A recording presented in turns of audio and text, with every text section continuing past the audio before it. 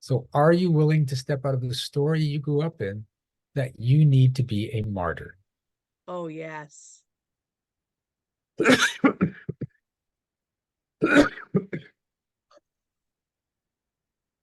Well, that one's been there a long time. That's my upbringing, the Mhm. whole core of who I am and my church beliefs. And why is your church teaching you to be a martyr? Oh, because someone in the ancestry of the church was labeled as such. In my So Mennonite background, everyone has to live up to that one person? no, no, of course not. Yeah. But obviously I took it to heart. Uh-huh. Wow. Hmm. I didn't know that was stuck in there that hard.